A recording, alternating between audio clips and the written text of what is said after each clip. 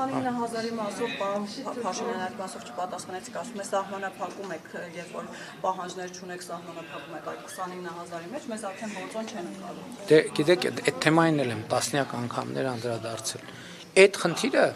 այդ հայեցակարգը, որ երբ որ մենք ասում ենք սա մեր ինքնիշխան տարածքն է, մեր սահմանն է, այդ ճիշտ է, որ մենք մեզ սահմանափակում ենք։ Դա ճիշտ է։ Բայց դա վատ է, որ մենք մեզ սահմանափակում ենք։ Որովհետև մենք մեզ սահմանափակելով, այդ սահմանով նաև ուրիշներին ենք սահմանափակում։ Եվ երբ որ ես ասում եմ, որ լեգիտիմությունը պետք է ընկնի մեր արտաքին անվտանգության հիմքում, հենց դա նկատի ունեմ։ Երբ որ ասում եմ, որ 18 տարեկան մեր երեխեքին տանում ենք խրամատում դնում ենք եւ ասում ենք մենք մեզ չենք սահմանափակում, ուրիշներն ասում են շատ լավ, դուք ձեզ չեք սահմանափակում, մենք էլ չենք սահմանափակում։ Եթե մենք ասում ենք, որ այստեղ սահման չկա եւ հետեւաբար այդ սահմանը մեզ չի սահմանափակում, ուրիշներն էլ ասում են շատ լավ, եթե սահմանը ձեզ չի սահմանափակում եւ այդտեղ սահման չկա, ուրեմն մեզ էլ չի սահմանափակում։ Դե եկեք տեսնենք ում ավելի շատ կսահմանափակի եւ ում պակաս կսահմանափակի։ Եվ ես ձեզ ուրիշ բան ասեմ։ Հիմա օրինակ ես ձեզ ասում եմ, որ եկեք ես պատրաստ եմ հրավիրել լրագրողներին եւ գնանք ձեռք բերենք մեր սպառազինությունները։ Հարց չի ծագում, ինչու մենք այդ սպառազինությունները, որ այսօր ձեռք ենք բերում, ինչու ձեռք չենք բերում օրինակ նախկինում։ Իսկ նախկինում ձեռք չենք կամ ինչու ենք հիմա կարողանում ձեռք բերել, իսկ նախկինում ոչ։ Ես դրա մասին կարծեմ հրապարակային գրել էի։ Կետերից կարևորագույնը մեկը այն է, որ մեր ռազմավարությունները հիմա հիմնված են լեգիտիմության վրա։ Եվ այն ժամանակ մարդիկ մեզ թափանցիկ ասում էին ամենայն հարգանքով, բայց մենք ձեզ սպառազինություն չենք կարող վաճառել, որովհետև մենք չունենք երաշխիք, որ դուք այդ սպառազինությունը չեք օգտագործի ձեր ինքնիշխան տարածքի հետ կապված կարիքներից դուրս, այսինքն չեք տեղակայի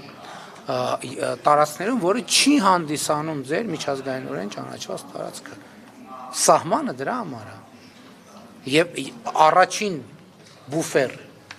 ես առաջկայում սրա մասին, բայց լավ հրապարակային մանրամասն խոսելու եմ, էլի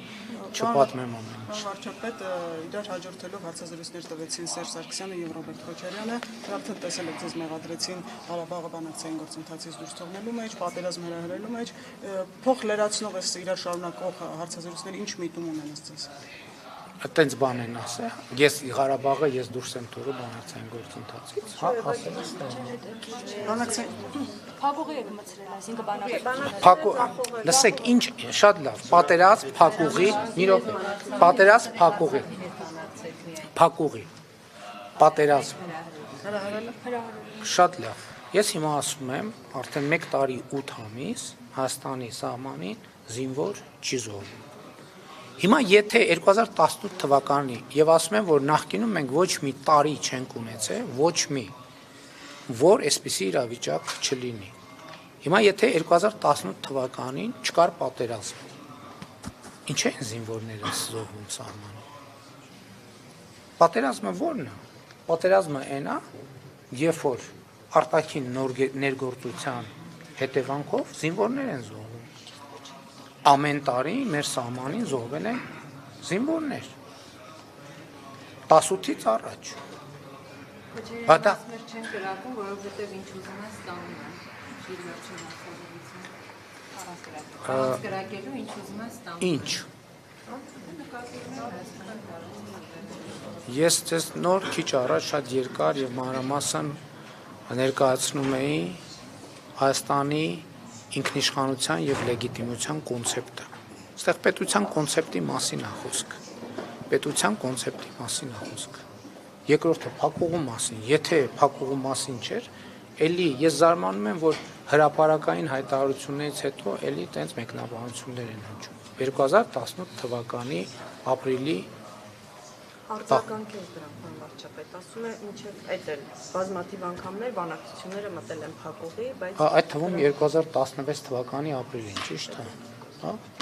Դուք չգիտեք։ 2016 թվականի ապրիլյան պատերազմի մասին չեք լսել։ Էդ էլ փակուղու մասին։ Բա ինչի էր այդ պատերազմը սկսվում։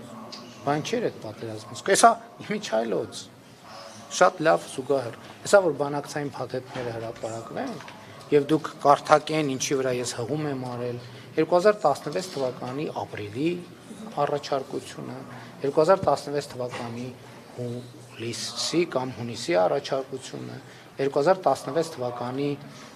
օգոստոսի առաջարկությունը այս բոլոր հարցերի պատասխաններ Սերժ Սարգսյանի նամակը կկարդաք եւ կտեսնեք բանակցությունները